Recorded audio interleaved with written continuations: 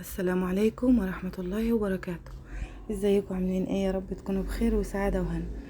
هنعمل النهاردة ان شاء الله مع بعض صينية خضار كده مشكل باللحمة في الفرن، مع صينية رز معمر. ما شاء الله تبارك الله، الاكلتين دول الاتنين مع بعض بيعملوا طعم خطير وبتكون وجبة غدا متكاملة طعمها زي السكر. قبل ما نبدأ الفيديو بتاعنا، يا ريت تشجعوني وتشتركوا في القناة وتعملوا لايك للفيديو وترفع عشان يرفع معانا نكبر مع بعض. ويلا نبدأ، نقول بسم الله ونصلي ونسلم على الرسول صلى الله عليه وسلم. ونبدأ بأول حاجة في الوصفة بتاعتنا، هنعمل صينية الخضار.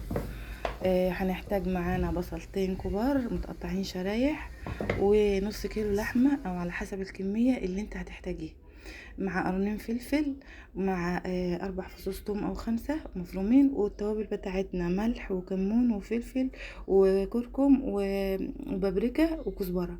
كل التوابل ديت هنجمعها معلقة صغيرة من كل حاجة، نحطها مع البصل المتقطع شرايح والفلفل،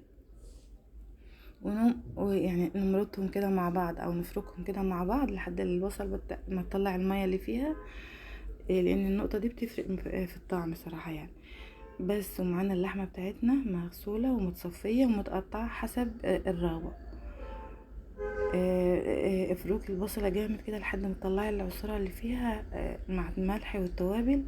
بعد كده انزلي باللحمة عليها قلبيهم كلهم مع بعض. اللحمة بتاخد من البصل ومن الخضار اللي محطوط والتوابل، وبتكون طعمها ما شاء الله تبارك الله. يعني بتطفي الخضار وهي متنغنغة كده وطعمها قوي، بيكون طعمها قوي جدا ومتبل.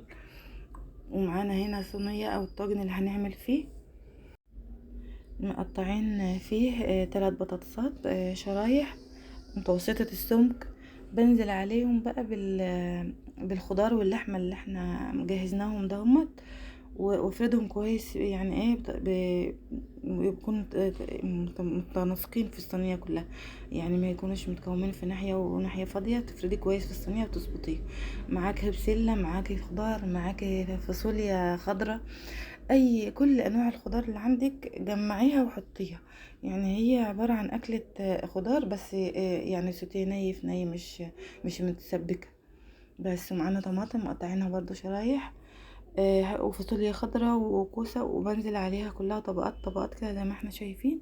وبعدها بحط على الوش بتاعي زبدة او معلقة سمنة بلدي، يعني افضل، بيكون طعمها احلى بكتير من ما تحط زيت. دي اللي كانت صينية الخضار بتاعتنا كده جهزناها. هنيجي بقى لصينية الرز. زي ما قلت معاكم، تعودنا ان اي طاجن هدس فيه او صينية بخلي يعني تلتين الصوبع فاضي من فوق، مساحة يعني بقد تلتين الصوبع كده يكون فاضي من فوق. بس بجيب الصينية بتاعتي بتكون ناشفة، بدهنها او الطاجن او البرام او اي حاجة هتعملي فيها. لما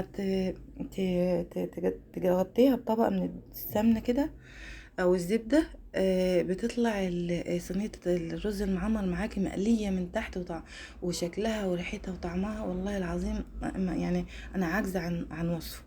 بس بغسل الرز بتاعنا واسيبه لحد واصفيه يعني، وانزل به في قلب الطاجن او الصينيه اللي هعمل بيها. معانا لتر من اللبن، معلقتين ملح، ولازم احط الملح في قلب اللبن او الميه، ادوبه كده. ليه؟ عشان النقطة دي بتعمل مشاكل كتير.